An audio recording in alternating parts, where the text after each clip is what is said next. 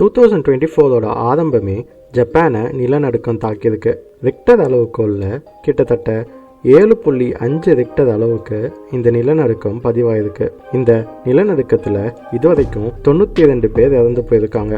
கிட்டத்தட்ட 242 பேருக்கு மேலே இப்போ வரைக்கும் கண்டுபிடிக்க முடியலையாம். இன்னும் இறந்தவங்களோட எண்ணிக்கை அதிகமாக தான் ஆகும்னு சொல்கிறாங்க. ஜப்பான் இதோட மோசமான நிலநடுக்கம் சுனாமி எல்லாம் பார்த்துருக்கு. அதில் இருந்து மீண்டும் வந்திருக்கு. நம்மளால் எந்த உதவியும் பண்ண முடியலனாலும் ஜப்பான் மக்களுக்காக நம்ம ப்ரே பண்ணிப்போம். இந்த வருஷம் தொடங்கினதும் அந்த நிலநடுக்கமே இவ்வளோ பெரிய அழிவை ஏற்படுத்தியிருக்கு. 92 பேரை கொன்னதுக்கு. ஆனால் அதுலேயும் ஒரு நல்ல விஷயம் என்னென்னா, இவ்வளோ பெரிய நிலநடுக்கம் வந்தும் ஜப்பானை சுனாமி தாக்கலை. ஒரு வேளை சுனாமியும் வந்திருந்தா அதோட பாதிப்பு இன்னும் ரொம்ப மோசமாக இருந்திருக்கும். ஆனால் இதோட மோசமான நிலநடுக்கமும் அதை தொடர்ந்து வந்த சுனாமியும் 2011 ஜப்பானை தாக்கியிருக்கு. இது ஜப்பானில் வந்த ரொம்ப மோசமான நிலநடுக்கங்களில் ஒன்று. ஜப்பான் ஒரு வருஷத்துக்கு குறைஞ்சது 1,00,000 நிலநடுக்கங்களை சந்திக்குமா.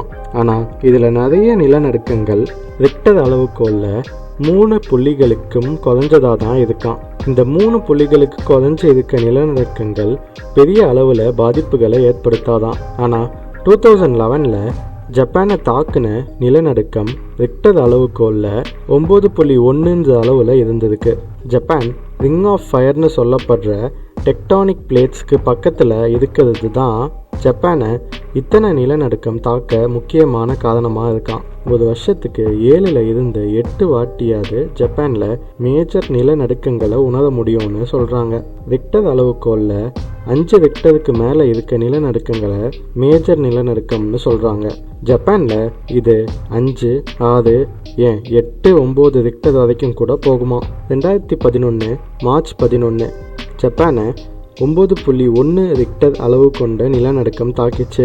இதில் பல இடங்களில் வீடுகளும் பெரிய பெரிய கட்டிடங்களும் எல்லாம் இடிஞ்சு விழுந்தது. இந்த நிலநடுக்கம் முடியறதுக்குள்ள சுனாமிக்கான அபாய ஒலி ஜப்பானோட கரையோரங்களில் ஒலிக்க ஆரம்பிச்சது. மக்கள் தங்கள் உயிரை காப்பாற்றி கொள்ள உயரமான இடங்களுக்கு போகும்படி அறிவுறுத்தப்பட்டாங்க. ஆனால் அவங்களுக்கு தப்பிக்க 7 நிமிஷம் மட்டும்தான் இருக்குன்னு தெரியாமல் இருந்துச்சு. ஆமாங்க, 7 நிமிஷம் மட்டும்தான். நிலநடுக்கத்தில் இருந்து மீண்டு வர்றதுக்குள்ள அவங்களுக்கு இன்னொரு மிகப்பெரிய ஆபத்து காத்துட்டு இருந்தது. ஜப்பானோட கரையோரங்களில் நிலநடுக்கத்தில் இருந்து தப்பிச்சவங்க சுனாமியில் இருந்து தப்பிக்க உயரமான இடத்தை நோக்கி ஓட ஆரம்பித்தாங்க. ஆனால் நிறைய பேருக்கு அந்த வாய்ப்பு கூட கிடைக்கல. கடல் கொஞ்சம் கொஞ்சமாக உள்வாங்க ஆரம்பிச்சுது. மக்களுக்கு சுனாமி வரப்போகுதுன்னு புரிஞ்சுது.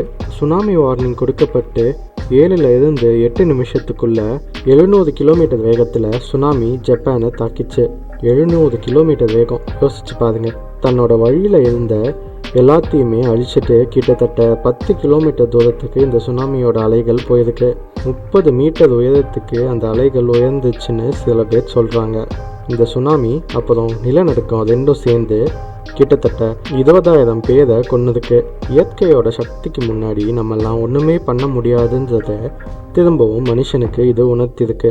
இயற்கையை பாதுகாக்க நம்ம கொஞ்சமாவது முயற்சி செய்யலைன்னா இந்த மாதிரியான அழிவுகள் கண்டிப்பாக அதிகமாக தான் நடக்கும். இது நம்ம புரிஞ்சிக்க வேண்டிய ஒரு விஷயம். இந்த மாதிரி இன்னும் நிறைய வீடியோஸ்க்கு ஃபேக்ட் செக் தமிழுக்கு சப்ஸ்கிரைப் பண்ணுங்கள்.